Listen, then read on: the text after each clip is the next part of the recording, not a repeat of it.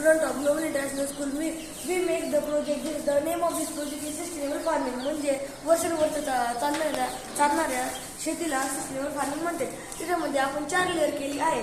First लेअरला algae farming, second लेअरला goat farming, third लेअरला पोल्ट्री फार्मिंग आणि ग्राउंड फ्लोअरला फिशरी म्हणजे माशांची.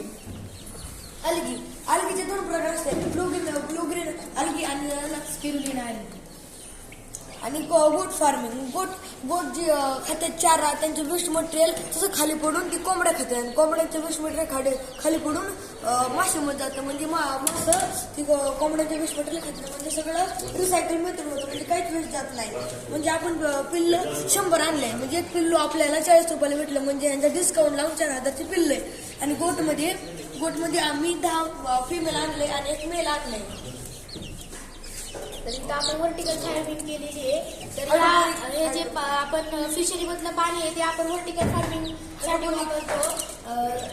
आपण समजा आपल्याला बोटसाठी चारा कमी पडला तर मग नंतर आपली जी हायड्रोपोनिक फार्मिंग आहे तर त्यातलं आपण ही जी मक्याची कणसाची पिकं आहेत तर ती आपण आपल्याला बोट्सला देऊ शकतो.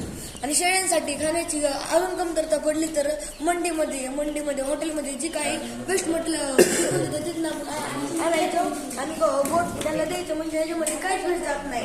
आणि गोटचं राहिलेलं वेस्ट मटेरियल खाली पडतं ते कोंबड्या खातात, कोंबड्याचं वेस्ट मटेरियल खाली पडतं ते मासे खातात. म्हणजे सर्व पाणीमध्ये जाऊन ऑर्गॅनिक फार्मिंग तशी होते.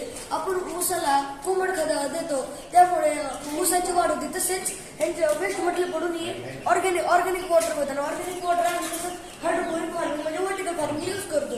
म्हणजे ह्यामध्ये काहीच वेस्ट जात नाही. आणि राहिलं सोलर एनर्जीचं, सोलर एनर्जीमध्ये आपण यांच्यासाठी लाईट ही पण आपलं काही पैसे जात नाही आणि आपण सोलर एनर्जी स्टोअर करून सरकारला विकू शकतो. म्हणजे ह्याच्यामधनं प्रॉफिट आहे, नफा प्रॉफिट आहे आणि तोटा काहीच नाही.